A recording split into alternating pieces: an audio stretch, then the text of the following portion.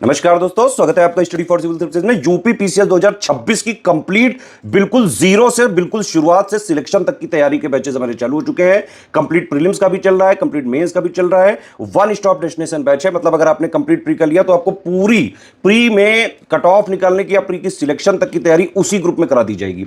Complete current affair भी मिलेगा, GS भी मिलेगा, टेस्ट सीरीज भी मिलेगा, बिल्कुल exact official syllabus latest and pattern के हिसाब से कंप्लीटली रिवाइज और अपडेटेड वाली जो अभी का नया पैटर्न चल रहा है उसके हिसाब से करंट अफेयर भी दिया जाएगा। यूपी बजट जो है, नॉर्मल बजट, सब कुछ जो भी प्री के लिए जरूरी है वो सब कुछ आपको प्री के कंप्लीट ग्रुप में मिल जाएगा। और सब कुछ जितना भी आपको मेंस में सिलेक्शन की तैयारी के लिए जरूरी है वो सब आपको मेंस के कंप्लीट पेड ग्रुप में मिल जाएगा। मेंस में हमारा आंसर राइटिंग का बिल्कुल बेसिक से एडवांस लेवल तक सारा फीडबैक, पर्सनल गाइडेंस के साथ साथ एक एक कंटिन्यूअस जो है हैंड होल्डिंग करते हुए कंप्लीट मेंस की तैयारी का ग्रुप है। ठीक है, देखिए ये वाला वीडियो है 3 स्टेज स्ट्रेटजी वाला। ठीक है, इसमें पहली स्टेज में आपको बिल्कुल बेसिक अंडरस्टैंडिंग क्लियर करनी है, क्योंकि तैयारी प्री प्लस मेंस की हमेशा एक साथ ही करी जाती है। ठीक है, लेकिन प्री और मेंस का एक बेस आपका बनना जरूरी है। उसके लिए हमने कुछ समरी जो है आपको दी हुई है पेड ग्रुप में, प्लस कुछ बेसिक बुक्स की पीडीएफ आपको पढ़नी पड़ेंगी। और इस बार हमने यूपी पीसीएस 2026 में क्या किया है, पहली बात तो पेड क्विज हम चालू करेंगे यूपी पीसीएस 2025 के प्री के बाद।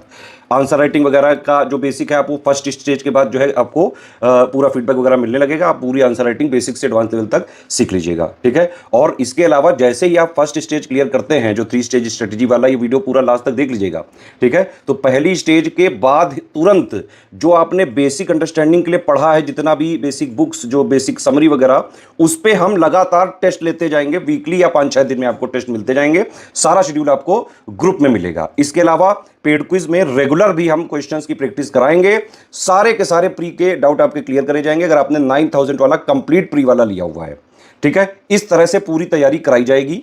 ये वीकली टेस्ट जो हम दे रहे हैं, ये सिर्फ बेसिक जो आपने अंडरस्टैंडिंग क्लियर करी है, जो बेसिक कॉन्सेप्ट्स क्लियर करे हैं, उनको चेक करने के लिए है ये। ठीक है, जो प्री के हमारे टेस्ट होते हैं, टेस्ट सीरीज हम जो हर बार बनाते हैं, सब्जेक्ट वाइज 20 देते हैं, 15 फुल लेंथ देते हैं, वो exactly official syllabus plus latest and pattern के हिसाब से, जो नया वाला पैटर्न चल रहा है उसके हिसाब से कंप्लीटली रिवाइज और अपडेट करके आपको प्री के एग्जाम से करीबन 3-4 महीने पहले से वो अलग से दी जाएगी। ये एडिशनल फीचर दिया हुआ है हमने। और भी कई सारी चीजें आपकी पूरी सुविधा के लिए, पूरा वन स्टॉप डेस्टिनेशन इस बैच को बनाने के लिए कई सारी चीजें हम इसमें इंट्रोड्यूस कर रहे हैं। मेंस में भी कंप्लीट आंसर राइटिंग का बेसिक भी सिखाया जाएगा, प्रीवियस ईयर क्वेश्चंस की एनालिसिस वगैरह का भी जो है सब कुछ मिलेगा आपको 7800 वाले ग्रुप में। एसे की intensive writing, answer writing practice का भी ग्रुप हमारा चल रहा है, आप उसको भी जो है जरूर उसमें फॉलो करते रहिएगा। हिंदी का भी कंप्लीट जो है आपको पूरा मटेरियल दिया जाएगा, वीडियो भी दिए जाएंगे रिकॉर्डेड, और प्लस टेस्ट सीरीज भी कराई जाएगी, बाकायदा उसका मॉडल आंसर भी दिया जाएगा, कंप्लीट चेकिंग भी किया जाएगा, फीडबैक भी दिया जाएगा, आंसर राइटिंग और जो है पर्सनल गाइडेंस भी, एक एक चीज जो है उसमें इन्वॉल्व होकर किया जाएगा। उतना किया जाएगा जितने से आप यूपी पीसीएस 2026 में सिलेक्शन ले सकते हैं। तो ये वाला बैच अगर आपने ज्वाइन किया, कंप्लीट प्री और कंप्लीट मेंस, यूपी पीसीएस 2026 की तैयारी बिल्कुल आपको सिलेक्शन तक की करनी है, तो आप कंप्लीट प्री वाला बैच ले लीजिए और कंप्लीट मेंस वाला बैच ले लीजिए, और कंप्लीट एग्जाम तक स्ट्रिक्टली जो भी ग्रुप में दिया जाए बस उतना ही फॉलो करना है। इसके अलावा अलग से कोई बुक, कोई मैगजीन, कोई टेस्ट सीरीज, कोई करंट अफेयर कुछ भी नहीं लेना है। ध्यान रखिए, हमारे सिर्फ 3 नंबर है, 8564880530, 7523864455, 9696066089। इन तीनों नंबर पे ही कॉल करके हमारे जो भी ये रिप्रेजेंटेटिव हैं उनसे आप बात करके पूरी प्रोसेस समझ के पेमेंट ऑफ प्रूफ वगैरह इन्हीं 3 नंबर पे भेज के ही आपको जिन प्राइवेट ग्रुप्स में ये लोग जोड़ेंगे, सिर्फ उसी में स्टडी फॉर सिविल सर्विसेज का ऑथेंटिक, जेन्युइन, बिल्कुल official exact syllabus plus latest and pattern के हिसाब से कंप्लीटली रिवाइज्ड और updated selection material, answer writing practice, quiz, current affair, Hindi, सब कुछ सिर्फ इन 3 नंबर के थ्रू ही जिन प्राइवेट ग्रुप्स में आप जुड़ेंगे वहीं पे मिल सकता है। सिर्फ उसी की हमारी रिस्पांसिबिलिटी है जो आप इन 3 नंबर के थ्रू एडमिशन लेके जिन ग्रुप में आते हैं। बस हमारा कंटेंट मार्केट में, बुक शॉप में, कहीं स्टेशनरी में, कहीं भी नहीं मिलता है। ठीक है, तो पूरी तैयारी यूपी पीसीएस 2026 की करनी है। ये वाला वीडियो पूरा देखिए शुरू से लेकर लास्ट तक और स्ट्रिक्टली फॉलो करना चालू करिए जो जो चीजें बताई मैंने अभी तक। वर्ष 2025 में होने वाले अपर पीसीएस प्रीलिम्स एग्जाम के लिए और मेंस एग्जाम के लिए स्टडी फॉर सिविल सर्विस का पेड ग्रुप ऑलरेडी रनिंग है। कई सारे स्टूडेंट्स की डिमांड आई थी कि 2026 के लिए भी अभी से ग्रुप शुरू किया जाए। हम हमेशा ही करीब 10 महीने 12 महीने पहले से जो अगला आने वाला प्रीलिम्स होता है उसका ग्रुप शुरू कर देते हैं, लेकिन काफ़ी सारे स्टूडेंट्स की डिमांड आ रही थी कि 2026 के लिए भी ग्रुप शुरू किया जाए। कुछ लोग अगले साल ग्रेजुएट होने वाले हैं, 2026 के लिए टारगेट कर रहे हैं। कई सारे लोगों ने ग्रुप ज्वाइन भी किया है। ये वाला आप सभी का बहुत बहुत स्वागत है। सबसे पहला और सबसे इंपॉर्टेंट वीडियो है ये आपका स्ट्रैटेजी वीडियो है। इसको शुरू से लेकर आखिर तक पेशेंस के साथ देखिएगा। थोड़ा सा बड़ा हो सकता है, लेकिन आपके सारे डाउट्स यहाँ पर क्लियर हो जाने वाले हैं। स्ट्रैटेजी वीडियोस को शुरू से लेकर आखिर तक आपको देख लेना है, जिससे आपको समझ में आए क्या करना है, कैसे करना है, कैसे आपको 2026 के लिए एक लॉन्ग टर्म स्ट्रैटेजी बनानी चाहिए, बेसिक कैसे कवर करना है, कैसे कैसे आगे बढ़ा जाएगा, सब कुछ इसमें बताया जाएगा। 2026 के प्रीलिम्स के लिए पहला ग्रुप है। फर्स्ट ग्रुप वालों को हमेशा ही फ़ायदा मिलता है। मैं आपको एग्जाम्पल के माध्यम से बताता हूँ। जैसे 2025 के लिए जो प्रीलिम्स अभी तक हुआ भी नहीं है, उसके लिए हमारा ग्रुप सबसे पहला वाला शुरू हुआ था जनवरी से, और जनवरी 2025 से नहीं, जनवरी 2024 से शुरू हुआ था। 23 जनवरी 2024 से पहला हमारा ग्रुप शुरू हुआ था 2025 प्रीलिम्स वाला, वो अभी भी रनिंग है। आई रिपीट, ये ग्रुप अभी भी रनिंग है। सबसे पहला ग्रुप जो चल रहा था अभी भी चल रहा है। यहाँ पर करंट अफेयर वगैरह साझा किए जा रहे हैं, पेड क्विज के सपोर्ट के रूप में सारे क्वेश्चंस मिल रहे हैं। डाउट क्लियरेंस अभी भी रनिंग है 2024 में शुरू हुए इस ग्रुप के लिए, 2025 के प्रीलिम्स के लिए। और सारी टेस्ट सीरीज यहाँ पर दी जा रही हैं। जो भी नए ग्रुप को मिल रहा है वो पुराने ग्रुप को भी मिल रहा है। तो जो पहले ग्रुप ज्वाइन करते हैं उनको हमेशा ही फ़ायदा मिलता है। हमारे ग्रुप आगे भी चलते रहेंगे, हर मंथ या हर जो कह सकते हैं 3 मंथ में 2 बार आपको आगे ग्रुप्स देखने को मिलेंगे, लेकिन जो पहला ग्रुप ज्वाइन करते हैं उनको मैक्सिमम बेनिफिट हमेशा ही मिलता है। ठीक है, तो ऐसे ही लॉन्ग टर्म तक ये ग्रुप चलने वाला है। अभी 2025 का भी प्रीलिम्स नहीं हुआ है, 2026 के लिए अभी आपके पास लंबा समय है। इस लंबे समय को बिना गंवाए एक प्रोडक्टिव तैयारी कैसे कर सकते हैं, इसके बारे में पूरी स्ट्रैटेजी रहेगी। और इस बार जो प्रीलिम्स ग्रुप जैसे चलते हैं स्टडी फॉर सिविल सर्विस के, उसके तरीके में भी आमूलचूल परिवर्तन किया गया है। इस कोर्स को इस तरीके से डिज़ाइन किया गया है कि ग्रेजुएशन कंप्लीट करने वाले हर छात्र को सहजता महसूस हो। वो एकदम से ये ना सोचें कि हम किस फील्ड में आ गए हैं या फिर बहुत डिफिकल्ट लग रहा है, कई सारे लोगों को लगता है। तो पहले एकदम बेसिक से, जीरो से शुरुआत करते हुए ABCD जो प्रीलिम्स की है, या फिर कह सकते हैं सिविल सर्विसेज की उत्तर प्रदेश में जो ABCD है, उससे शुरुआत करते हुए एडवांस लेवल तक धीरे धीरे इसको आगे बढ़ाएंगे, जिससे कि 2026 का प्रीलिम्स जब तक आने वाला होगा आप अपने आप को बिल्कुल तैयार महसूस करेंगे। आपको फेज वाइज पूरा स्टडी मटेरियल मिलेगा। अभी बेसिक करना है, बेसिक में क्या क्या करना है, शुरू के 45, 50, 60 दिवस की स्ट्रैटेजी क्या होगी, उसके बारे में बात करेंगे इसी वीडियो में। ये ग्रुप सभी लोग ले सकते हैं। मैं आपको बताऊं, प्रतिदिन आपको 6-7 घंटे यहाँ पे लिखा है, लेकिन शुरुआत में तो इतना नहीं देना है। शुरुआत में 4, 4.5, 5 घंटे भी सफिशिएंट होंगे। जो लोग वर्किंग प्रोफेशनल्स हैं वो भी अपने काम के बाद समय निकाल सकते हैं 4, 4.5 घंटे का। हाउसवाइफ्स भी समय निकाल सकती हैं, और जो रेगुलर स्टूडेंट्स हैं उनको तो लाभ मिलेगा ही। ठीक है, जो नए लोग हैं, खासकर जो नए नए तैयारी में उतरे हैं, उनके लिए ग्रुप स्पेशली फोकस किया गया है। और कुछ ऐसे भी लोग जिनका कह सकते हैं बेसिक नहीं कवर है। कई सारे लोग तैयारी में कूद जाते हैं, इधर उधर का मार्केट का मटेरियल ले जाते हैं, लेकिन कई बार जो है वो फॉल्स होप में जाते हैं कि उनका प्रीलिम्स हो जाएगा। नहीं हो पाता अनफॉर्चुनेटली। क्यों नहीं हो पा रहा है? क्योंकि बेसिक्स नहीं क्लियर है। कई सारे लोगों का प्रीलिम्स हुआ, लेकिन वो मेंस में कुछ नहीं लिख पा रहे हैं। कई सारे लोगों की ये क्वेरी आती है कि सर प्रीलिम्स तो पास कर लिए, लेकिन आंसर राइटिंग कर रहे हैं तो कुछ मैटर ही नहीं मिल रहा है, कुछ समझ में नहीं आ रहा है क्या लिखें उस आंसर में, कैसे आगे बढ़ें। तो ऐसी समस्या तब आती है जब आपके बेसिक कवर नहीं होते हैं। बेसिक आच्छादित किए बिना आप जो है कूद जाते हैं परीक्षा में, फिर आप अपने आप को क्लूलेस महसूस करते हैं। तो एकदम बेसिक बुक से आगे बढ़ते हुए यहाँ पर आपको पूरी स्ट्रैटेजी बताएंगे। सबसे पहले स्टडी फॉर सिविल सर्विसेज के 2026 पेड ग्रुप के फीचर्स डिस्कस कर लेते हैं, फिर आगे हम लोग मूव करेंगे मेन स्ट्रैटेजी पर। स्टडी फॉर सिविल सर्विसेज के बारे में आप लोग जानते हैं, हमारा इंस्टीट्यूट 2016 से चल रहा है। जब डिजिटल रिवॉल्यूशन शुरू हुआ था इंडिया में, उत्तर प्रदेश में, तब से ही हमारा ये प्लेटफॉर्म खड़ा हो गया था। पहले रूडिमेंट्री स्टेज में, अब एकदम फुल फ्लेज्ड कह सकते हैं ऑर्गेनाइज्ड तरीके से चल रहा है। कोविड में इतने सारे इंस्टीट्यूट्स बंद हो गए, कई सारे लोगों ने अपना दूसरा काम करना शुरू कर दिया है। स्टडी फॉर सिविल सर्विस वहीं पर खड़ा है, और अपने लक्ष्य के साथ कि ज़्यादा से ज़्यादा लोगों का सिलेक्शन हो। जो लक्ष्य 2016 में हमने शुरू किया था डिसाइड करके कि इस लक्ष्य के साथ आगे बढ़ना है इंस्टीट्यूट को, वही लक्ष्य अब भी है। हमने अपने तरीकों में परिवर्तन किया है, अपने आप को अपग्रेड किया, अपने इक्विपमेंट्स को अपग्रेड किया, अपने साथियों को नई स्किल सिखाई है, और नए नए जो चैलेंजेस जो हमको फेस कर रहे हैं UPPSC के द्वारा जो पेपर बनाए जाएंगे, वो हमारे लिए एक तरीके से चैलेंज होता है। हर साल जो UPPSC पेपर प्री और मेंस का बनाता है, कोई भी पेपर जिसके लिए हम तैयारी कराते हैं, वो हमारी टीम एज अ चैलेंज लेती है कि किस तरीके से हम अपने मैक्सिमम स्टूडेंट्स को उसमें सिलेक्ट करा पाएँ, उसका कट ऑफ निकलवा पाएँ। ठीक है, तो यही हमारा उद्देश्य रहा है शुरू से कि किस तरीके से जो गिवन सिलेबस है उसकी तैयारी अपने स्टूडेंट्स को कराई जाए, जिससे मैक्सिमम लोग हमारे इंस्टीट्यूट से सिलेक्ट हों। उसके लिए हमने तमाम प्रयास किए हैं। शुरुआत में छोटे स्तर पे होता था, लेकिन अब लगातार इतने सारे स्टूडेंट्स जुड़ते गए, आप लोगों ने विश्वास दिखाया, हमने लगातार मेहनत की, जिससे आपके विश्वास पर हम खरे भी उतर सकें। तमाम लोग सिलेक्ट हो चुके हैं। सिलेक्शन लेने वाले जो प्रीलिम्स के छात्र हैं उनकी संख्या अब लाखों में पहुंच चुकी है। मेंस वाले हज़ारों लोग सिलेक्ट हो चुके हैं। कई सारे लोगों के तो आपने वीडियोस और उनका अनुभव भी सुना होगा हमारे अन्य चैनल्स पर। ठीक है, ये ऐसे ही संभव नहीं हुआ। हमने साल दर साल अपने तरीकों में परिवर्तन किया। इस साल भी आमूल-चूल परिवर्तन किया गया है, वो अभी आगे आपको बताएँगे।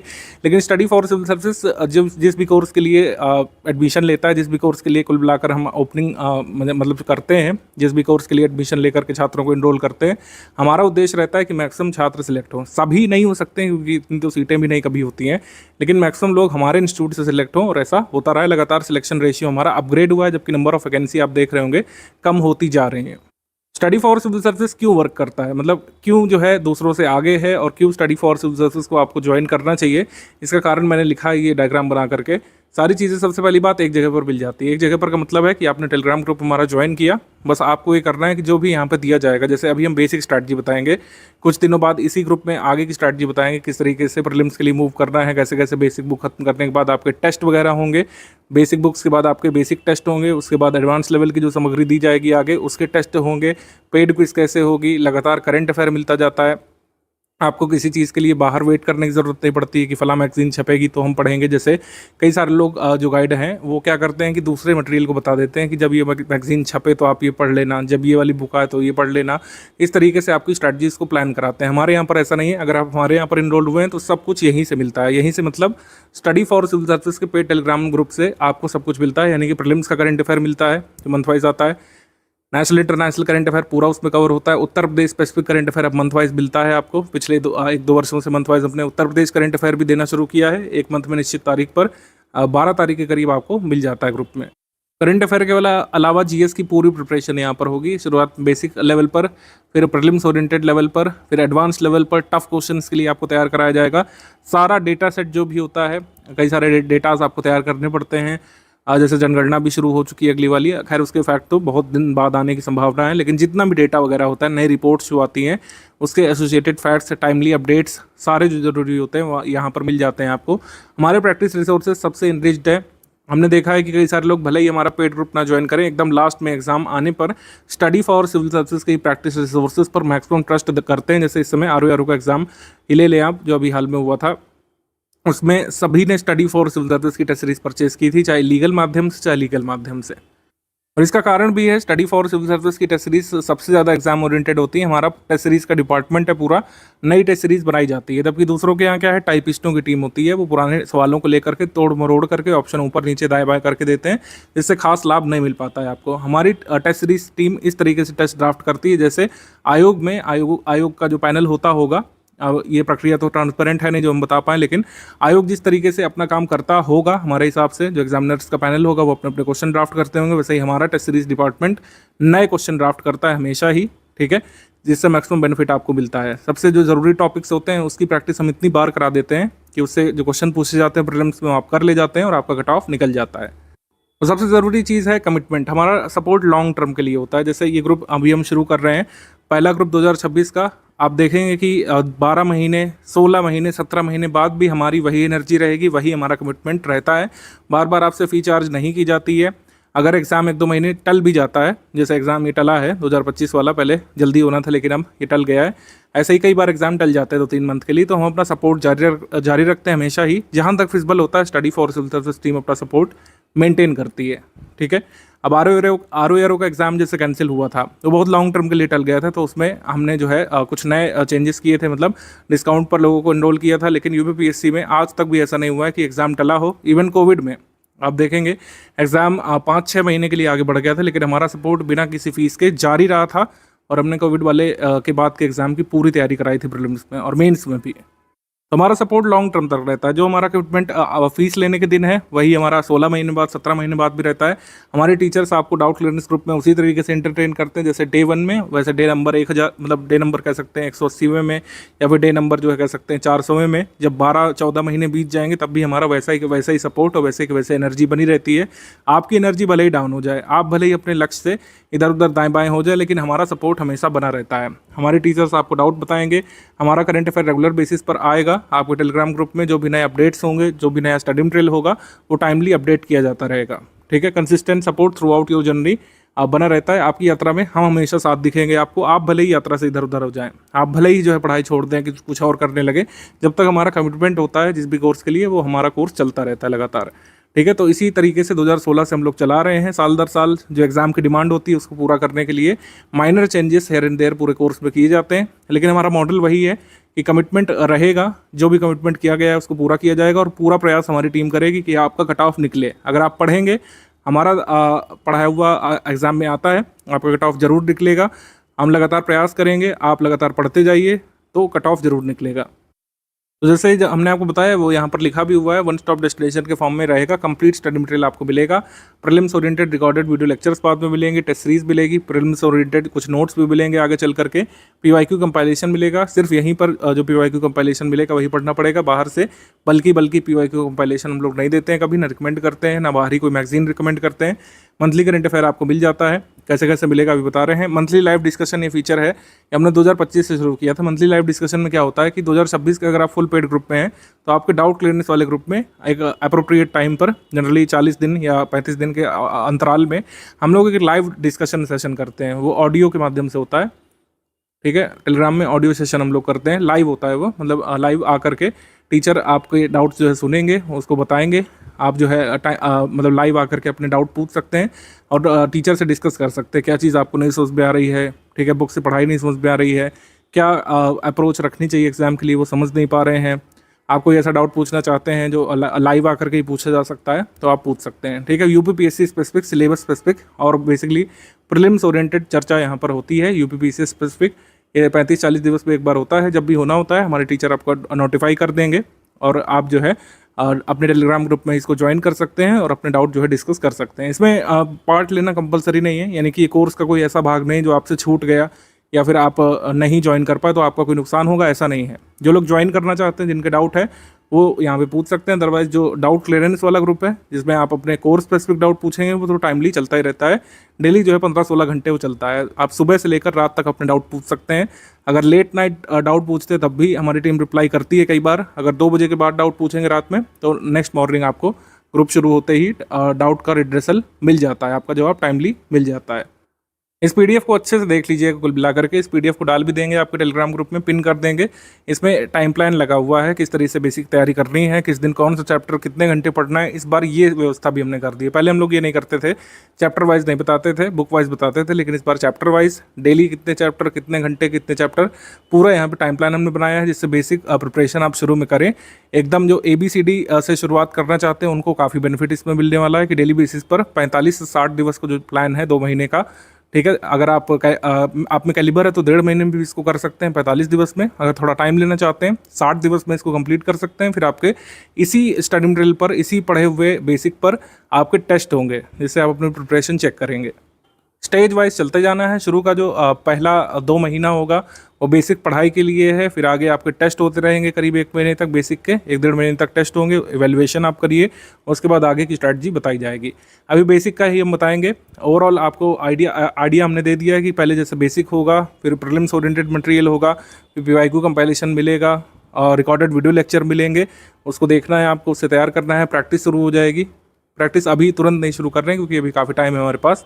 प्रैक्टिस जो है पेड क्विज के माध्यम से शुरू होगी, पेड क्विज से, और टेस्ट सीरीज़ वगैरह मिलेगी। ये बेसिक टेस्ट सीरीज़ के अलावा बेसिक टेस्ट सीरीज़ अलग है, और जो advance prelims oriented test series है जिससे कई बार क्वेश्चन आ जाते हैं डायरेक्टली एग्जाम में, वो टेस्ट सीरीज़ अलग है। तो काफ़ी सारे टेस्ट यहाँ पर करवाएंगे आपको, आप अपनी प्रिपरेशन जो है अच्छे से एवेलुएट कर सकेंगे टेस्ट सीरीज़ लगाने के बाद। टेस्ट सीरीज़ 2 चरण में होगी। पहला बेसिक जो फेज़ है, बेसिक पढ़ने के बाद जो आपको टेस्ट देना है वो अलग है, बेसिक टेस्ट है, और फिर जो है एडवांस लेवल के प्रीलिम्स ओरिएंटेड टेस्ट हैं, प्रीलिम्स वाले।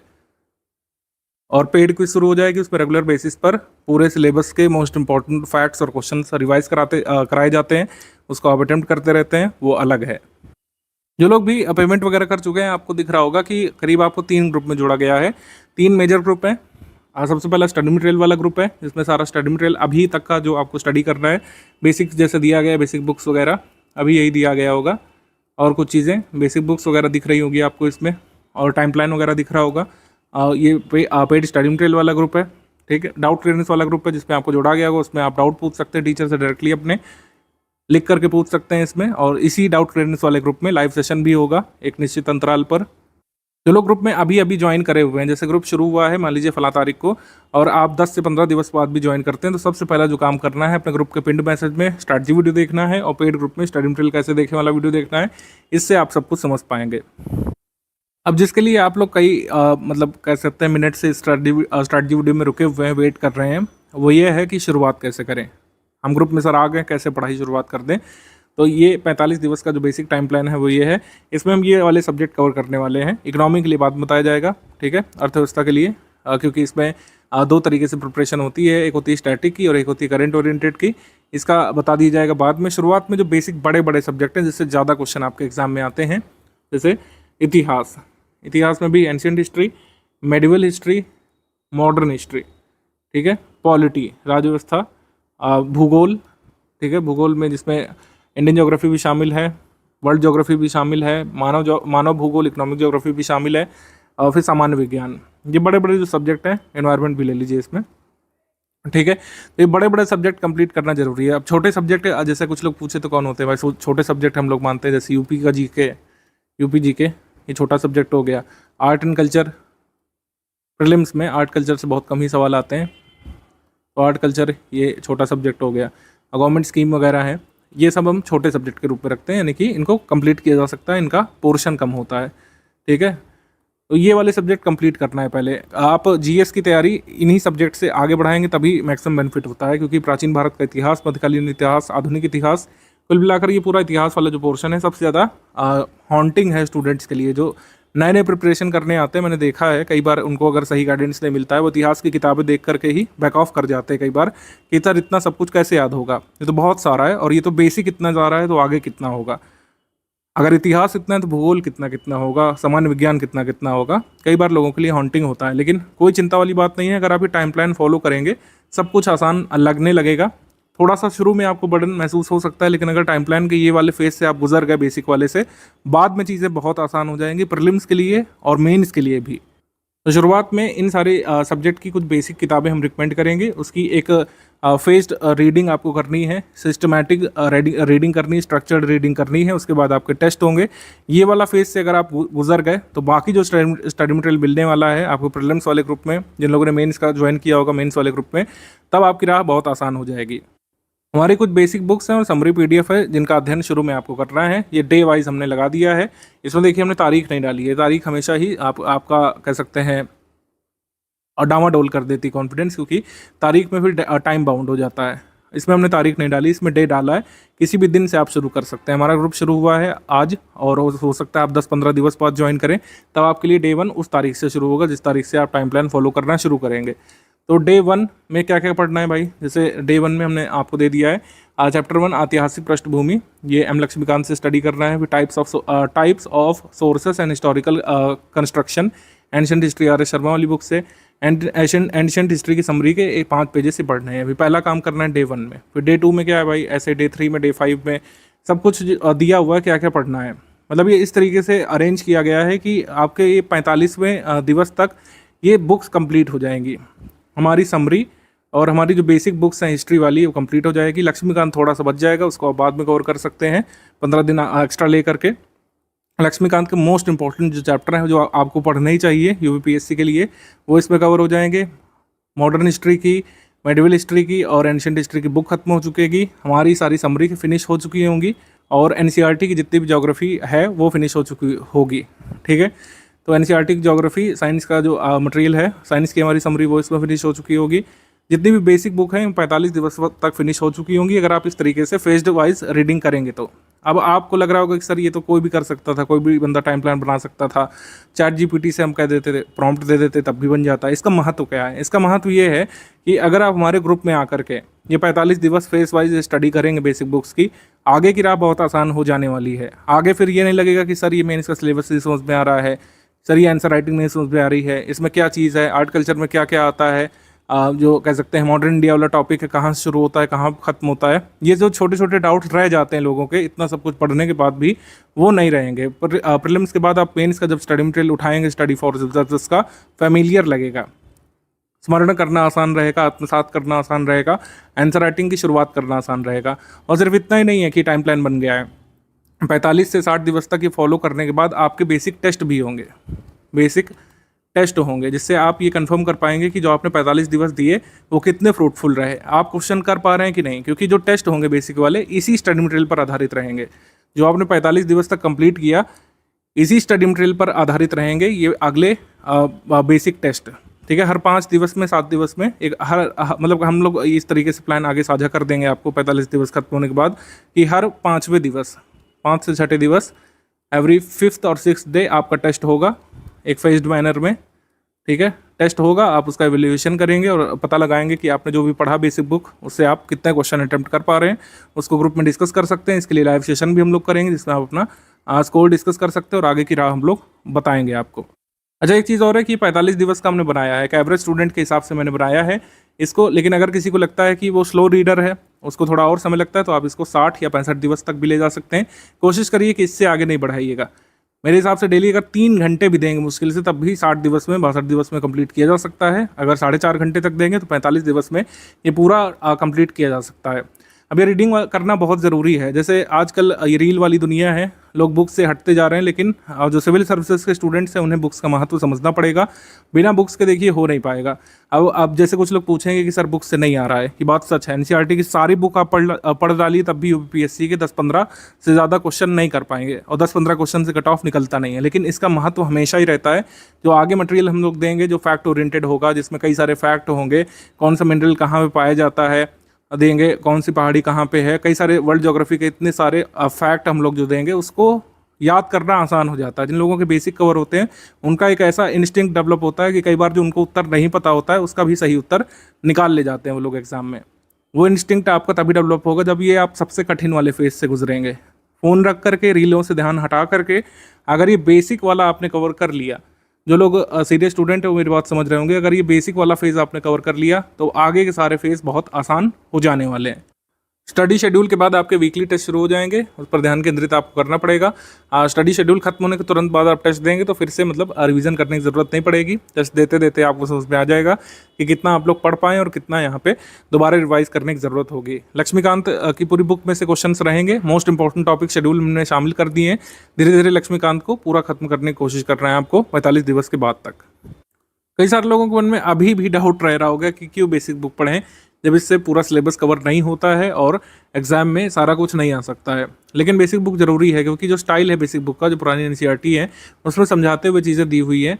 तो कई बार जो इंट्रोडक्शन है वो बहुत शॉर्ट होना चाहिए। इंट्रोडक्शन भले ही ओवरऑल सिलेबस को कवर ना करे, लेकिन आपके अंदर रीडिंग हैबिट डेवलप करेगा कि आप चीज़ों को लिंक कैसे करते हैं। बहुत छोटे से बच्चों जैसी भाषा में समझाते हुए जब चीज़ें एडवांस लेवल तक बढ़ती हैं आगे, तो उसको समझने में, आत्मसात करने में आसानी रहती है। कौन सी जगह पर विश्व के कौन से हिस्से पर कौन सा मिनरल पाया जाएगा, ये रटने को तो रटा भी जा सकता है। लेकिन अगर आपकी स्किल्स अच्छी हैं, अगर आपने बेसिक कंप्लीट किया है, कई बार आपके सामने ऑप्शन होगा, आपने नहीं पढ़ा होगा कि कौन सी जगह पर कौन सा मिनरल मिलेगा, लेकिन आपके सामने अगर क्वेश्चन होगा तो आप उसमें सही अंदाज़ा लगा लेंगे, क्योंकि आपने लिंक किया होगा हर चीज़ को। आपने जो कह सकते हैं जलवायु है, जलवायु यानी जो क्लाइमेट है उसको पढ़ा है, वर्ल्ड क्लाइमेट को पढ़ा है।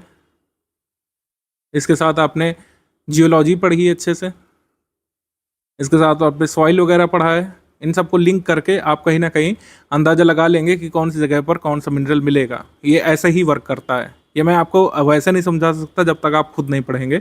अगर आपने पढ़ी हैं हिस्ट्री की सारी बुक्स, कई बार आप कठिन से कठिन क्वेश्चन भी सही कर ले जाएंगे बिना पूरा फैक्ट पता हुए। अब जैसे पूछेंगे कि किस राजा का कौन सा पुत्र था, वो तो नहीं कर पाएंगे, लेकिन कई बार कठिन वाला सवाल जैसे प्रशासनिक व्यवस्था के बारे में पूछा जाता है, या फिर चीज़ों को लिंक करके पूछा जाता है हिस्ट्री में, प्रथाओं के बारे में, सामाजिक प्रथाओं के बारे में, आप उसको आंसर कर ले जाएंगे।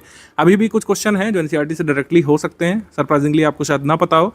मैंने पूरी एक लिस्ट बनाई थी इस वीडियो को बनाने से पहले, पिछले 4-5 वर्षों के पेपर को देखते हुए, कि कौन कौन से क्वेश्चन डायरेक्टली अभी भी एनसीईआरटी से किए जा सकते हैं। पिछले करीब 4 साल के पेपर को एनालाइज मैंने किया था और इन क्वेश्चंस की लिस्ट बनाई थी जो डायरेक्टली अभी भी एनसीईआरटी बुक्स पढ़ करके किए जा सकते हैं। ठीक है, जैसे ये वाला आप सवाल ले लीजिए, कौन सी हिमालयन पर्वत श्रेणी में स्थित नहीं है। तो अगर आपको सिर्फ ये पता होता कि ऐसे नाम वाले पर्वत ज़्यादातर जो है ये साउथ इंडिया में है, या फिर हम लोग कह सकते हैं सतपुड़ा के नीचे ही मिलेंगे, ऐसे नाम वाले पर्वत सतपुड़ा के नीचे मिलेंगे।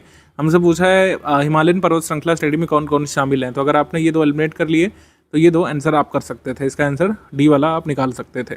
ऐसे ही कई सारे प्रश्न हैं ये वाले देखिए, ये तो डायरेक्टली एनसीईआरटी के फैक्ट पे आधारित है। पहला वाला, भारत छठा सबसे बड़ा देश है, कितना एरिया कवर करता है, पूरी तरीके से ट्रॉपिक जोन में आता है कि नहीं आता है। ये वाले क्वेश्चन डायरेक्टली एनसीईआरटी से किए जा सकते थे।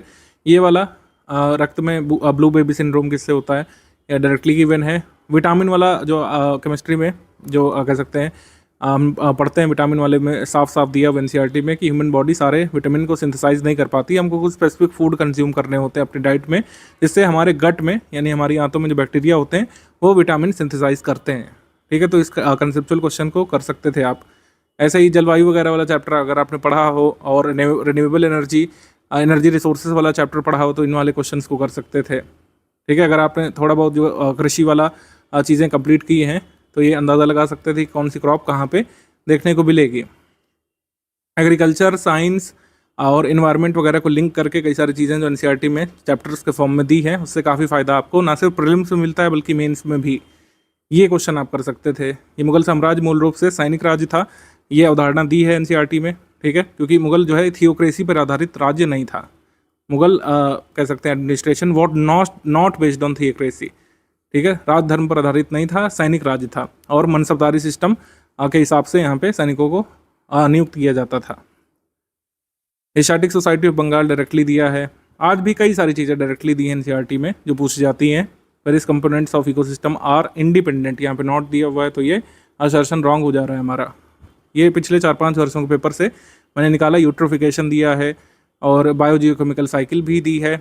मानव मस्तिष्क के बारे में जो क्वेश्चन पूछे जाते हैं, हमारा हार्ट कितने चैम्बर का है, और ये तो डायरेक्टली दिया है कि तमिलनाडु कोस्ट को जो है साउथ वेस्ट मानसून के से वर्षा क्यों नहीं मिलती है। ठीक है, इसका कारण भी डायरेक्टली मेंशन्ड है। इसके बाद जो है ये वाला है आइलेट्स ऑफ बीटा सेल्स से, मतलब beta cells of islets of Langerhans से पैंक्रियास में कौन सा हार्मोन सेक्रेट होता है, इंसुलिन। इसकी कमी से क्या हो जाता है वो भी मुझको पता है। ग्रोथ, पॉपुलेशन और डेवलपमेंट कैसे आपस में लिंक्ड है, ये उदाहरण एनसीईआरटी से आप बना सकते हैं। प्राकृतिक रेशम में कौन सा कंपोनेंट आपको देखने को मिलेगा। कोरिलेस फोर्स की अवधारणा दी है एनसीईआरटी ज्योग्राफी में। ये 2024 वाले कुछ क्वेश्चन है जिसमें इस तरीके से आंसर किया जारी करता था निशान लगा करके। तो हिमालय अभी भी ऊंचा क्यों हो रहा है, ये 9th क्लास की ज्योग्राफी के चैप्टर में गिवन है। टेक्टोनिक प्लेट्स अभी भी टकरा रही हैं। ठीक है, इंडियन टेक्टोनिक प्लेट अभी भी कोलाइड कर रही है यूरेशियन से, तभी हिमालय अभी भी ऊंचा हो रहा है। 2019 में हिमालय की नपाई हुई थी, थोड़ा सा सेंटीमीटर बढ़ा हिमालय का। टर्किश इन्वेजन सक्सेसफुल क्यों हुआ था, इसकी अवधारणा गिवन है। ठीक है, मेडिवल हिस्ट्री में RS सतीश चंद्रावली में। और किस तरीके से आपके कह सकते हैं 12th की ह्यूमन ज्योग्राफी वाली एनसीईआरटी में ये अवधारणा समझाई गई है सस्टेनेबल डेवलपमेंट की, ब्रेटलैंड रिपोर्ट की। लिमिट टू ग्रोथ जो है ये क्लब ऑफ रोम का है, इसके बारे में मेंशन्ड है। तो कुछ ऐसा नहीं है कि बिल्कुल भी क्वेश्चन एनसीईआरटी से नहीं आ रहे हैं, लेकिन इतने सब्सटेंशियल नहीं है कि पूरा कट ऑफ निकल जाए। लेकिन बेसिक अगर आप कवर करते हैं तो इन क्वेश्चंस का लाभ तो मिलता ही है। मेंस का जब आप पढ़ने जाते हैं तो काफ़ी फ़ायदा उससे मिलता है मेंस के मैटर को समझने के लिए, क्योंकि मेंस का मैटर किसी भी जगह से आप पढ़ें, चाहे आप हमारे यहाँ से पढ़ें चाहे कहीं से भी, मेंस के मैटर में बेसिक से नहीं पढ़ाया जाता। मेंस के मैटर में सिलेबस के हिसाब से पढ़ाया जाता है। जो सिलेबस में है उसको एक्सपैंड किया जाता है, जिससे आंसर राइटिंग में आपके लिए हेल्प मिले। आंसर राइटिंग में आप उन कह सकते हैं पॉइंट्स को यूज़ कर पाएँ। ह्यूमन डेवलपमेंट इंडेक्स में कौन कौन से पैरामीटर्स होते हैं, इंडिया की लेटेस्ट रैंक क्या है, ये करंट अफेयर में कवर होता है। अभी हमने कवर कराई है मई मंथ वाले में, मई 2025 में लेटेस्ट रैंक जो आई है इंडिया की वो पता होना चाहिए आपको। अगर पता है तो कमेंट करके बताइए इस वीडियो के नीचे आप लोग। माल्थस की थ्योरी जो है ये गिवन है एनसीईआरटी में डिटेल में। एसिड रेन का भी पूरा कंसेप्ट समझाया गया है, और ये अवध का जो एनेक्सेशन किया गया था उसके बारे में भी कहानी मेंशन्ड है। तो ऐसा नहीं कि बिल्कुल भी क्वेश्चंस नहीं आ रहे, इतने तो मैंने ही गिना दिए, जबकि ओवरऑल देखा है। अभी थोड़ा डेप्थ तक देखा जाए तब और भी मिल जाएंगे, मतलब 15 क्वेश्चन तो 150 में से मिल ही जाते हैं आज भी एनसीईआरटी से। ये लाभ है, और दूसरा लाभ तो मैंने बता ही दिया, ओवरऑल अंडरस्टैंडिंग बनती है। जो कठिन वाले कई बार फैक्ट जो पूछे जाते हैं उसको तैयार करने में कहीं ना कहीं इनडायरेक्टली एनसीईआरटीज हेल्प करती हैं।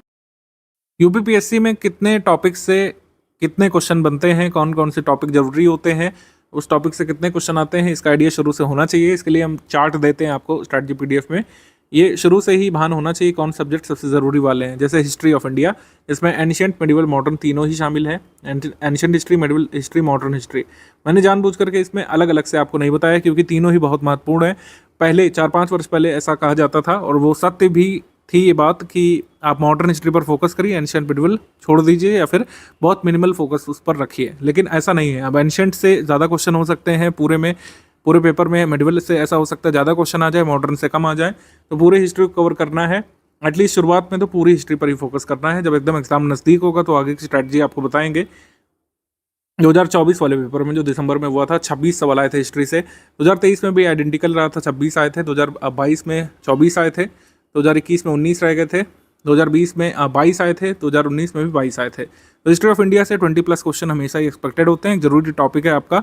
हालांकि मेंस में आर्ट कल्चर वाला पोर्शन आता है, लेकिन हिस्ट्री ऑफ इंडिया बहुत ज़रूरी टॉपिक है आपका, कह सकते हैं प्रीलिम्स में। हिस्ट्री ऑफ इंडिया को आप छोड़ नहीं सकते बिल्कुल भी।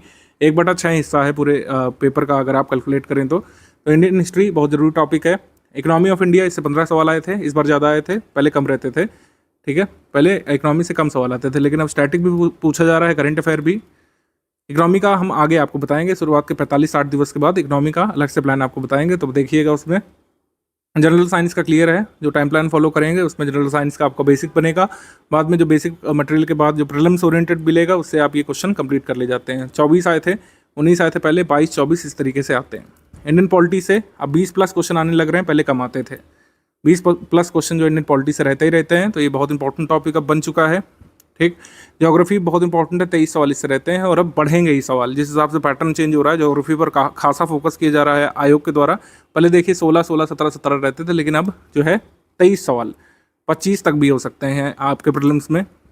मतलब 2025 वाले में आपके प्रीलिम्स में 25 तक भी हो सकते हैं, 26 वाले में। एनवायरमेंट टेक्नोलॉजी से 6 प्रश्न आए थे, कभी कभी 12-13 तक भी आ जाते हैं, तो ये एक जरूरी टॉपिक है। कम जरूरी वाले टॉपिक कौन से भाई? Uttar Pradesh current affair, Uttar Pradesh GK, miscellaneous कम क्वेश्चन आए थे, लेकिन मिसलेनियस भी एक इंपॉर्टेंट टॉपिक है, पास्ट में इससे काफ़ी पूछा गया है, तो मिसलेनियस आगे मिलेगा, इसके लिए बिल्कुल टेंशन नहीं लेना है। मिसलेनियस बहुत लेटेस्ट वाला हम लोग देते हैं, बहुत कम पेजेस पे होता है, वो आगे मिलेगा। अभी बेसिक पर फोकस करना है और करंट अफेयर पर शुरुआत से फोकस बनाना है, क्योंकि सबसे बड़ा पोर्शन तो यही है। अगर आप देखें पूरे पेपर का सबसे बड़ा पोर्शन यही है। अगर इसमें आप इकोनॉमी करंट अफेयर भी शामिल कर लें, तो इकोनॉमी करंट अफेयर शामिल करके ये 35 हो जाता है पूरा। यहाँ पे इकोनॉमी करंट अफेयर शामिल कर लें तो 33 हो जाएगा, यहाँ पे शामिल कर लें तो 36 हो जाएगा। इकोनॉमी करंट अफेयर और जो नेशनल इंटरनेशनल करंट अफेयर है, उत्तर प्रदेश करंट अफेयर को भी शामिल कर लें, तो पूरे पेपर में 40 सवाल तो इसी से आते हैं। कैसे कवर होगा ये हमने आपको जीएस वाले के लिए तो बता दिए बेसिक, कि जैसे जैसे टाइम प्लान है वैसे वैसे फॉलो करना है 45 से 60 दिवस तक। उसके बाद बेसिक टेस्ट देना है। जीएस के लिए तो सॉर्टेड है। अब करंट अफेयर कैसे कैसे करना है, कैसे कैसे कराया जाएगा ग्रुप में, इसको देख लेते हैं। करंट अफेयर कैसे कैसे मिलेगा? करंट अफेयर आपको डेली बेसिस पर भी मिलेगा। जो लोग हमारे 6500 वाले ग्रुप में, 9000 वाले ग्रुप में आए हैं, मतलब आप टोटल स्टडी मटेरियल वाले ग्रुप में आए हैं और फुल पेड ग्रुप में आए हैं, तो डेली करंट अफेयर मिलेगा, मंथ वाइज करंट अफेयर भी मिलेगा, उत्तर प्रदेश करंट अफेयर भी मिलेगा। ठीक है, जो लोग केवल स्टडी मटेरियल वाले ग्रुप में आए हैं, कह सकते हैं 4000 वाले में, उनको शायद जो है डेली बेसिस पर करंट अफेयर ना मिल करके डेली का मंथली कंपाइल करके मिलेगा। जो भी आपके कोर्स की डिटेल है उसमें देख लीजिएगा। मतलब जो लोग फुल पेड ग्रुप में हैं उनको डेली करंट अफेयर मिलेगा, मंथली करंट अफेयर मिलेगा, डेली का मंथली कंपाइल करके मिलेगा मेन स्पेसिफिक के लिए, और उत्तर प्रदेश करंट अफेयर भी मिलेगा। मतलब टोटल करंट अफेयर यहीं से मिल जाएगा, आपको कहीं से कुछ भी पढ़ने की जरूरत नहीं पड़ेगी। ये बात सच है, कुछ लोग रिकमेंड करते हैं कि आपको पेपर खुद से पढ़ना चाहिए, लेकिन यूपीपीएससी की ऐसी अभी कोई डिमांड नहीं है कि आपको खुद से न्यूज़पेपर एनालिसिस करना चाहिए। जो लोग यूपीएससी की तैयारी करते हैं वो लोग अपने न्यूज़पेपर वाला अपने हिसाब से देख सकते हैं। इसके लिए अलग से न्यूज़पेपर पढ़ने की ज़रूरत नहीं पड़ेगी। कुछ लोग हिंदी न्यूज़पेपर रिकमेंड करते हैं कुछ लोगों को, उसको भी अवॉइड करिए। फोकस करिए कि आपको जो डेली करंट अफेयर मिलेगा स्टडी फॉर सिविल सर्विस का, उसको आप कंप्लीट कर लें। मेरे हिसाब से शुरुआत में 50 मिनट, फिर धीरे धीरे करके आप 25-22 मिनट तक लाइएगा अपनी टाइम ड्यूरेशन को, कि इतने में आपको डेली करंट अफेयर कंप्लीट कर लेना है। डेली करंट अफेयर को याद नहीं करना है, ध्यान रखिएगा। जैसे न्यूज़पेपर को हम लोग याद नहीं रखते हैं, याद करना हमारा औचित्य नहीं होता है, जानकारी इकट्ठा करना औचित्य होता है। डेली न्यूज़पेपर को पढ़ने का उद्देश्य जो होता है, वैसा ही उद्देश्य आपको हमारा डेली करंट अफेयर पढ़ते समय रखना है, कि आपको याद नहीं करना है, आपको बस अंडरस्टैंडिंग बनानी है, आपको बस खुद को इन्फॉर्म्ड रखना है। तो डेली करंट अफेयर और मंथली करंट अफेयर में अंतर क्या होता है, इसको पहले से एक बार कवर कर लेते हैं। मंथली करंट अफेयर में 2 प्रकार के पीडीएफ हम लोग देते हैं। एक मंथली करंट अफेयर होता है जिसमें सेक्शनल करंट अफेयर और एमसीक्यू होता है, यही सबसे ज़रूरी वाली पीडीएफ होती है जो आपको स्किप नहीं करना है। मंथ वाइज ये वाली तो करना ही है, क्योंकि प्रीलिम्स में जो क्वेश्चन आएंगे आपके करंट अफेयर वाले, वो इस पीडीएफ से डायरेक्टली सॉल्व होते हैं। उसका स्क्रीनशॉट वगैरह भी हम लोग दिखाते हैं एग्जाम के बाद। यही वो पीडीएफ है जिसमें नेशनल इंटरनेशनल हम लोग कवर करते हैं, पहले सेक्शन वाइज और फिर इसके कुछ एमसीक्यू होते हैं। इसके अलावा टॉप 500 हम लोग क्वेश्चन देते हैं, इससे आप प्रैक्टिस कर सकते हैं। मंथली करंट अफेयर पढ़ने के बाद इससे प्रैक्टिस कर सकते हैं। ठीक है, तो ये 2 पीडीएफ देते हैं। प्रधानता यहाँ पर इसी की रहेगी।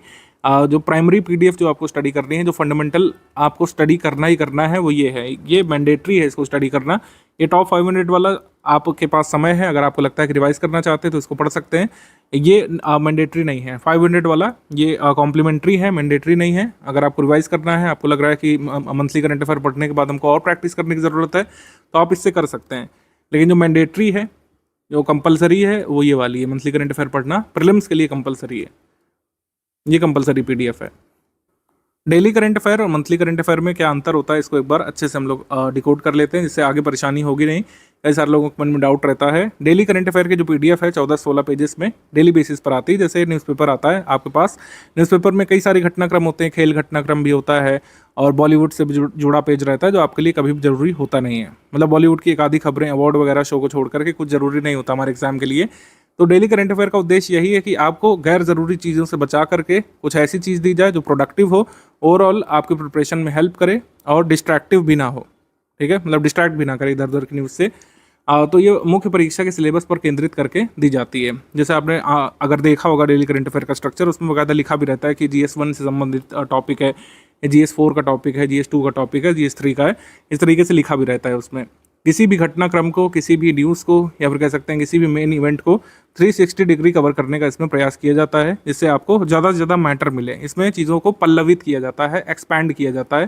ठीक है, समझाने की कोशिश की जाती है हर तरीके से, तो मैटर थोड़ा सा ज़्यादा हो सकता है। डेली बेसिस पर आता है 14-16 पेज, और इसमें मुख्य परीक्षा में उत्तर लेखन जब आपको करना होता है, इससे हेल्प मिलती है, क्योंकि डेली बेसिस पर आपके पास कुछ ना कुछ मैटर होता है लिखने के लिए। आपके पास कई सारे पॉइंट्स होते हैं, हर चीज़ का प्रो एंड कॉन्स उसमें डिस्कस किया जाता है। भविष्य के सरोकार करके एक वो हेडिंग होती है, जिसमें बताया जाता है आगे क्या हो सकता है और स्टूडेंट को क्या क्या ध्यान रखना चाहिए। इसको आपको लर्न नहीं करना होता है। सबसे ज़रूरी बात यह है कि डेली बेसिस पर इतना करंट अफेयर आएगा, आप कभी भी याद नहीं कर पाएंगे। एक दिन का पूरा नहीं रट पाएंगे, वो तो महीने भर चलता रहेगा। संडे को नहीं आता है डेली करंट अफेयर में, संडे ऑफ रहता है। संडे को जरूरी इवेंट होता है, तो उसको मंडे को हम लोग कवर करते हैं। संडे को करंट अफेयर नहीं आता है, ध्यान रखिएगा। तो संडे को हॉलीडे रहता है आपका। मुख्य परीक्षा में इसमें फ़ायदा मिलता है, प्रीलिम्स परीक्षा में भी इसकी महत्ता है, लेकिन कम है।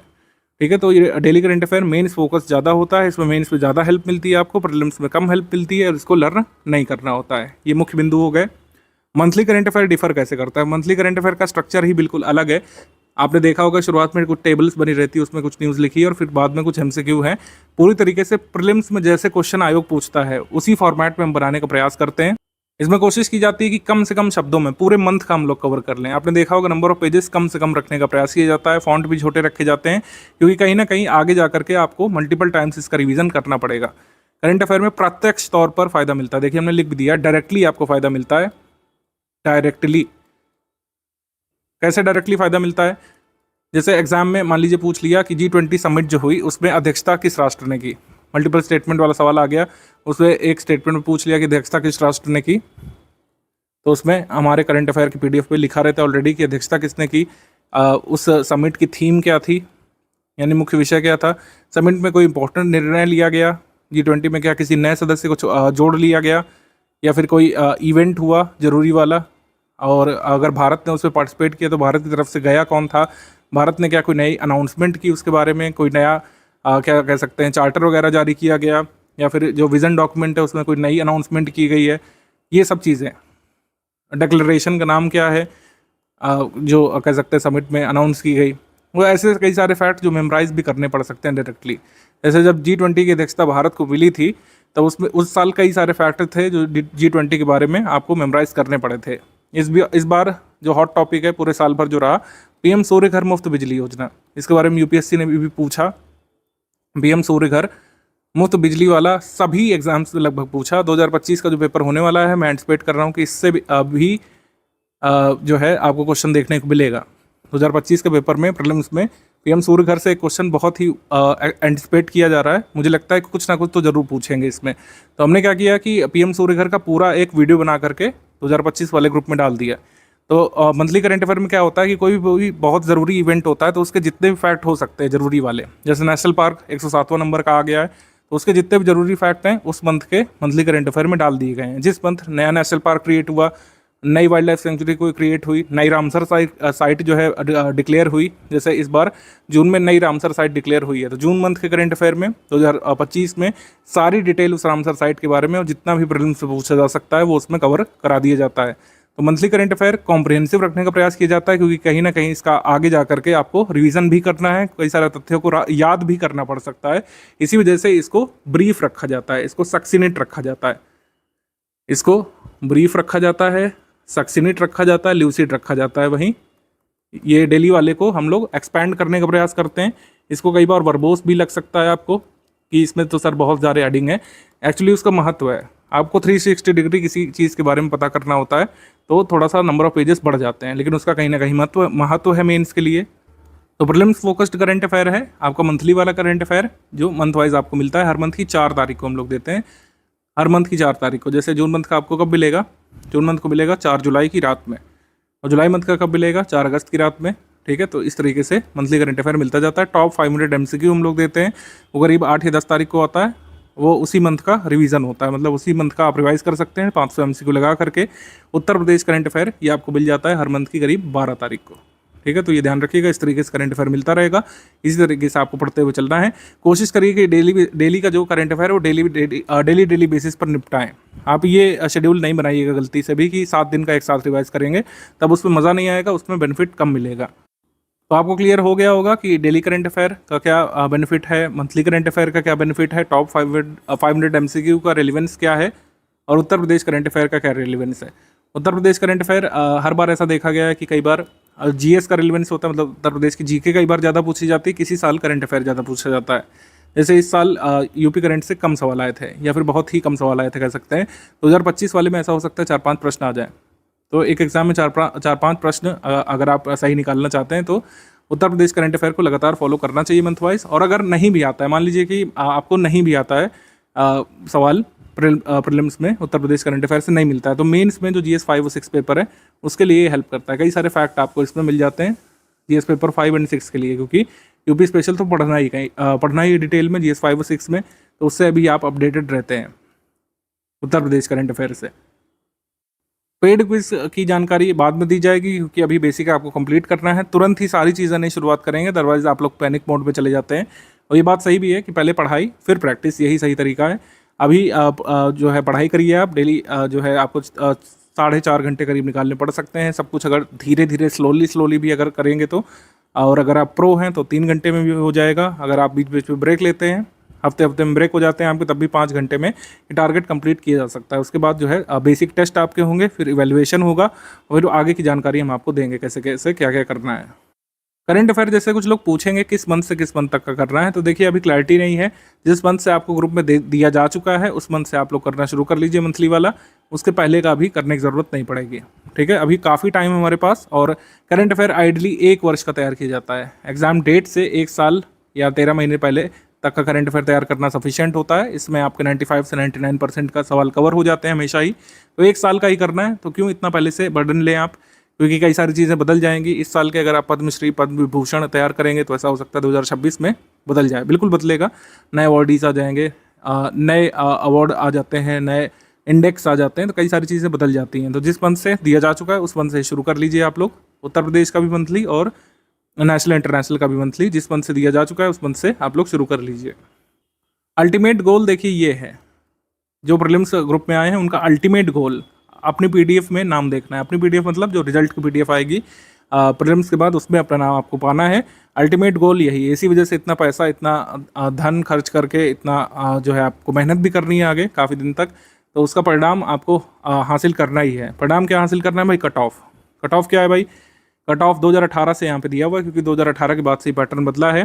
ठीक है, 2023 में कट ऑफ कितना गया था? 2023 में 94 क्वेश्चंस पर कट ऑफ गया था। इस बार पोस्ट बहुत कम थी। 2023 वाले में अगर आप देखें पोस्ट काफ़ी कम थी, तो इस वजह से कट ऑफ गया था। 2024 में थोड़ी सी ज़्यादा है। नंबर ऑफ पोस्ट का थोड़ा सा फर्क पड़ता ही है हमेशा।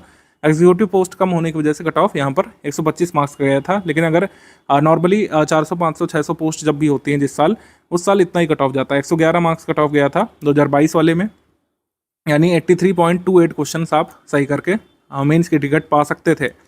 2021 में 115 कट ऑफ गया था, 86.25 क्वेश्चंस, और 2020 में कट ऑफ गया था 82.5 क्वेश्चंस। 2019 में 87.75 क्वेश्चंस और 117 कट ऑफ गया था यहाँ पे। ठीक है, 2018 में काफ़ी इजी पेपर आया था, नंबर ऑफ पोस्ट भी काफ़ी ज़्यादा थी, 126 मार्क्स कट ऑफ गया था। ठीक, ये कट ऑफ रहा है और इससे आप क्या कह सकते हैं, डिराइव कर सकते हैं। इससे डिराइव करेंगे आप कि 82 से 95 सवाल सही करने मात्र से कट ऑफ क्लियर हो जाएगा। लेकिन कैच क्या है, निगेटिव मार्किंग है यहाँ पे। निगेटिव मार्किंग 1/3 की है। निगेटिव मार्किंग का इफेक्ट हटाने के बाद 82 से 95 सवाल अगर आप सही करते हैं तो आपको कट ऑफ निकल जाएगा। पढ़ाई करते समय टारगेट हमेशा ट्रिपल डिजिट के लिए करना है कि कम से कम 100 जो क्वेश्चंस हैं आप सही निकालें। 150 में से 100 सही क्वेश्चंस निकालने के लिए लगे रहना एग्जाम के दिन तक। बाकी एग्जाम के दिन तो डिसाइड होगा कि आप कितना तक पहुंच पा रहे हैं और क्या आइडियली कट ऑफ उस साल होना चाहिए। नेगेटिव मार्किंग का इफेक्ट हटा करके 100 क्वेश्चंस यानी कि ट्रिपल डिजिट तक पहुंचना आपका उद्देश्य होगा, लेकिन धीरे धीरे पहुंचेंगे। अभी से कट ऑफ के बारे में टेंशन लेना या फिर मार्क्स वगैरह कैलकुलेट करना समझदारी नहीं है। अभी तो आप बेसिक पर हैं। जितना बेसिक मजबूत करेंगे आगे की राह उतनी आसान होती जाएगी, ये ध्यान रखिए। टॉपिक वाइज वेटेज से हमको पता चलता है कि फर्स्ट प्रायोरिटी करंट अफेयर की भी होनी चाहिए, क्योंकि करंट अफेयर में जैसे हमने आपको बताया 40 तक सवाल आ सकते हैं। उत्तर प्रदेश करंट अफेयर को मिला करके, इकोनॉमी करंट अफेयर को मिला करके। हिस्ट्री फिर सेकंड प्रायोरिटी यहाँ पे होनी चाहिए, क्योंकि हिस्ट्री ऐसा टॉपिक है जिसमें अगर आप ज़्यादा क्वेश्चन से निकालते हैं तो दूसरों से आगे निकल जाते हैं। ठीक है। जनरल साइंस थर्ड प्रायोरिटी है, फिर इंडियन पॉलिटी है, फिर जो है ज्योग्राफी है। ठीक है, ज्योग्राफी काफ़ी बड़ा टॉपिक भी है। जिसका बेसिक नहीं कवर होता तो उनको 2 सब्जेक्ट में काफ़ी दिक्कत होती है, एक हिस्ट्री ऑफ इंडिया और एक ज्योग्राफी। तो इसी वजह से इन दोनों पर काफ़ी फोकस किया गया है कि इनकी बेसिक बुक आप जरूर कंप्लीट करें टाइमली, जिससे आगे की राह आसान रहे। ये हमारा ग्रुप जो है टेलीग्राम पर चलने वाला है, कोई स्पेसिफिक वेबसाइट या पोर्टल नहीं है। टेलीग्राम पर ही ऑपरेट करने का निर्णय स्टडी फॉर सिविल सर्विस ने हमेशा से लिया था, क्योंकि सबसे स्टेबल ऐप है अभी तक का। ठीक है, व्हाट्सएप इतना स्टेबल नहीं जितना टेलीग्राम है, कोई भी मैसेजिंग ऐप उतना स्टेबल नहीं जितना कि टेलीग्राम है। उतने फीचर्स भी प्रोवाइड नहीं कराता है free of cost. Telegram free of cost version में भी काफ़ी सारे फीचर्स अवेलेबल हैं और उसका लाभ लीजिए आप लोग, जैसे लाइव सेशन का और जो PDF साइज़ का 2 GB तक का आप डेटा डाउनलोड कर सकते हैं एक फाइल में। तो काफ़ी स्टेबल ऐप है, इसमें ज़्यादा क्रैशेस इसमें नहीं होते हैं। लेकिन अब यूज़र बढ़ते जा रहे हैं तो कई बार ऐप में दिक्कतें आती हैं। उस दिक्कतों का सामना कैसे करना है और परेशान नहीं होना है, इसके बारे में भी लिख दिया है।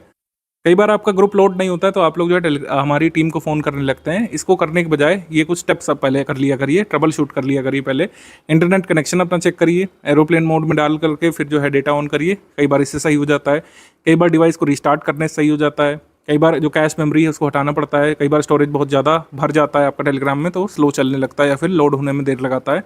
तो क्या करना है, टेलीग्राम सेटिंग पे जाना है, डेटा एंड स्टोरेज सेटिंग पे जाना है।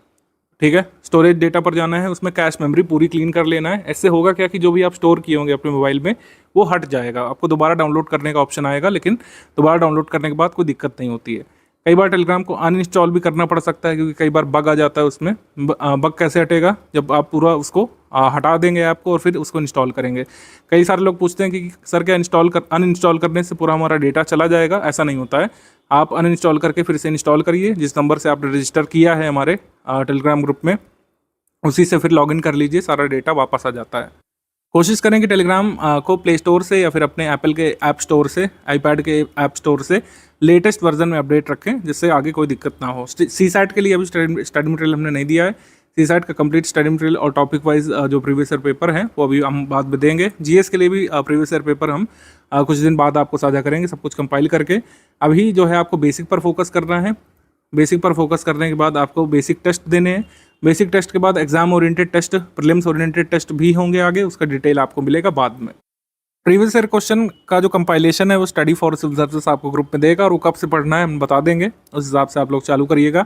और जो मार्केट में जो PYQ कंपाइलेशन मिल रही है उनसे कतई दूर रहना है आपको, खासकर अपने एग्जाम की इनिशियल प्रिपरेशन में कतई उससे दूर रहिएगा। अगर आप ग्रेजुएट हुए हैं और आपको कोई ये फलाने किताबें सजेस्ट कर रहा है कि PYQ कंपाइलेशन आप ले आइए मोटे मोटे और उससे पढ़ डालिए, गलती करेंगे आप लोग निश्चित तौर पर।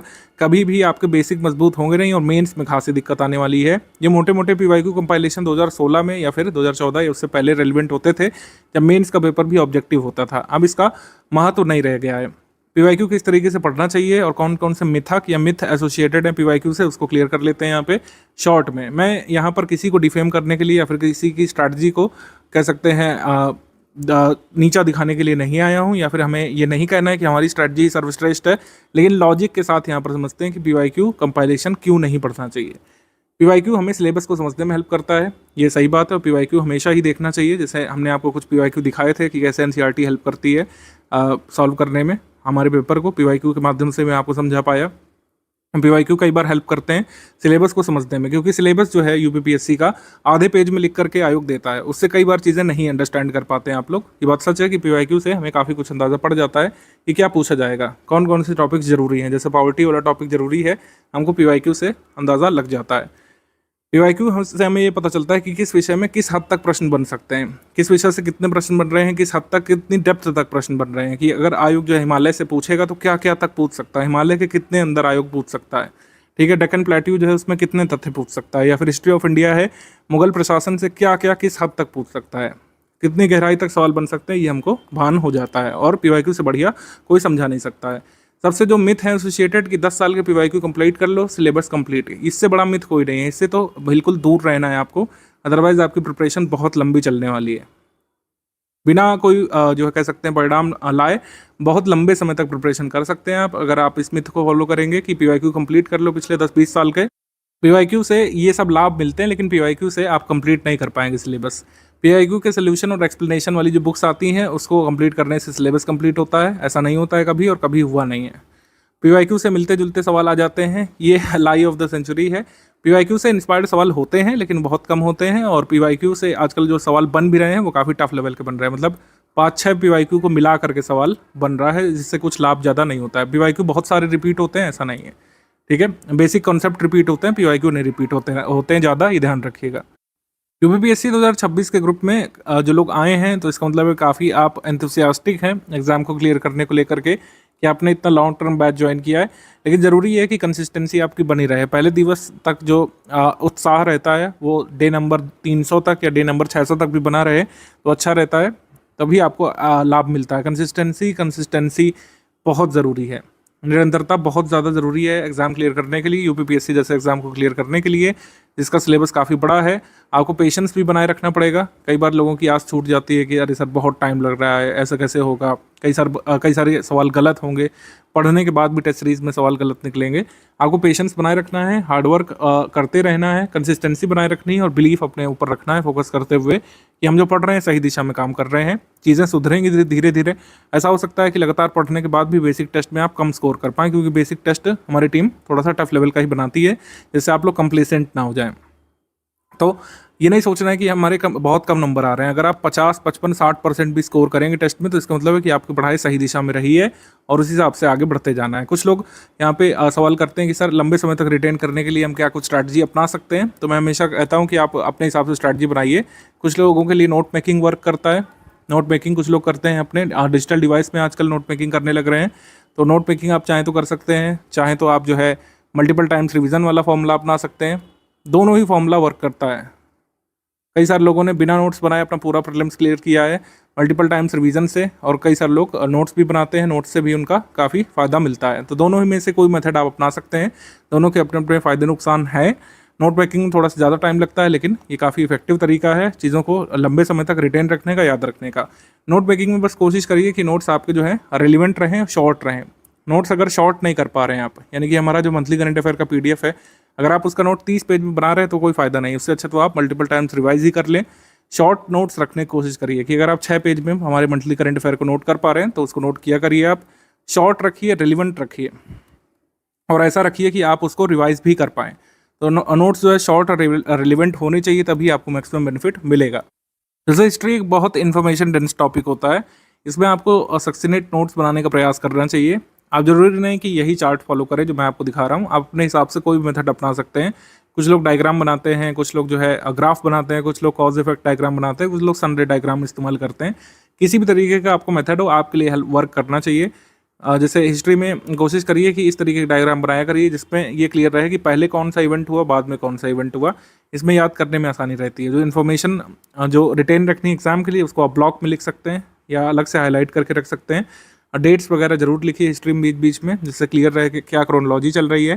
जैसे आंग्ल मैसूर युद्ध का ये नोट्स बनाया गया है, NCERT और बेसिक बुक से बनाया गया है।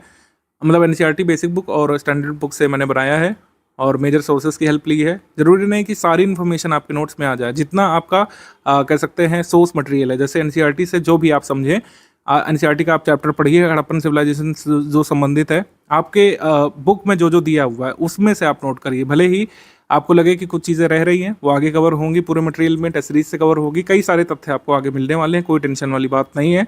लेकिन जितना आपको मिल रहा है, आप चाहें तो उसको नोट मेकिंग से आप तैयार करिए, चाहे मल्टीपल टाइम्स उसको रीड करके रिवाइज करके तैयार करिए। जो भी आप सिस्टम अपनाएं, यहाँ पे थोड़ा सा प्रोडक्टिव रहना चाहिए।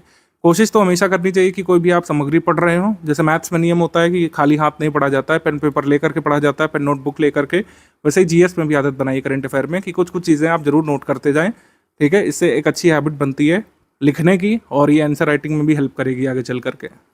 अब जैसे कोई कंसेप्ट बताया जा रहा है, दिल्ली सल्तनत का एडमिनिस्ट्रेशन आप स्टडी कर रहे हैं सतीश चंद्रा में, उसमें आप नोट कर सकते हैं कि दिल्ली सल्तनत का शासन प्रशासन कैसा चलता था, क्या हायरार्की होती थी, सल्तनत को कितने भागों में डिवाइड करते थे। पहले जैसे प्रोविंस होते थे, ठीक है, प्रोविंसेस को इक्ता कहा जाता था, इक्तादार जिसका हेड होता था, और शिक होते थे या जो जिलों के समान होते थे, डिस्ट्रिक्ट के समान, शिकदार उसका हेड होता था, परगना ये आमिल इसको हेड करता था। गाँवों का समूह जो है ये 84 कई बार कहा जाता था। गाँव को जो है विलेज कहा जाता था, इसमें खुद मुकद्दम या चौधरी जो है रूल करते थे। मुगल एडमिनिस्ट्रेशन में गाँव के लिए एक विशेष टर्म भी दिया जाता था जिसको देह बोलते थे, देह या फिर डी कहा जाता था। तो ऐसे छोटे छोटे फैक्ट्स जो है आप लिख करके रख सकते हैं। मतलब ऐसी जगह रखिएगा कि आप रिवाइज भी करें, ऐसा नहीं नोट करना है कि वो कहीं खो जाए और कभी आपके काम ना आए। सारी चीज़ें नहीं नोट करिए, लेकिन कुछ कुछ चीज़ें आप नोट करिए। क्या क्या नोट करना है, जैसे कुछ लोग नहीं समझ पाते हैं कि नोट क्या करना है। नोट क्या करें सर, सारे कुछ इंपॉर्टेंट लग रहा है शुरू में, तो आप क्या काम करिए कि अभी आप मल्टीपल टाइम्स रिवीजन पर फोकस करिए। जब टेस्ट दे लेंगे, पीवाईक्यू कंपाइलेशन थोड़ा सा पढ़ेंगे, तो आपको समझ में आएगा कि इस तरीके से क्या चीज़ नोट करना होता है। तो बिल्कुल भी टेंशन वाली बात नहीं है, आप लोग पढ़ाई यहाँ पे शुरू कर लीजिए। आज से आपका ग्रुप शुरू होता है। बेसिक बुक का टाइमलाइन फॉलो करना शुरू करिए। शुरुआत में थोड़ा सा बर्डन सम लग सकता है, कोशिश करें कि हर 7 दिन में एक ब्रेक भी ले सकते हैं आप। 45 दिवस का टाइम प्लान है, ये हार्ड एंड फास्ट रूल नहीं है कि इसको 45 डेज में ही कंप्लीट करना है। अगर आपको लगता है 45 डेज में नहीं हो सकता, मैंने आपको कहा कि आप 60 दिवस तक इसको ले जाइए, 65 दिवस तक आप ले जाइए, 70 दिवस तक वर्स्ट केस में आप ले जाइए, लेकिन इसको कंप्लीट करिए। इसको कंप्लीट करे बिना अगर आप आगे बढ़ना चाहते हैं तो हमेशा ही कई बार खुद को पीछे महसूस करेंगे आगे के फेजेस में। 45 दिवस ये अगर आपने गुजार लिए बेसिक बुक्स के साथ, तो आगे की प्रिपरेशन काफ़ी आसान हो जाने वाली है। डाउट क्लियरेंस वाला ग्रुप हमारा शुरू होता है। कोई भी आपका डाउट है, आप डाउट क्लियरेंस ग्रुप में पूछना शुरू कर सकते हैं।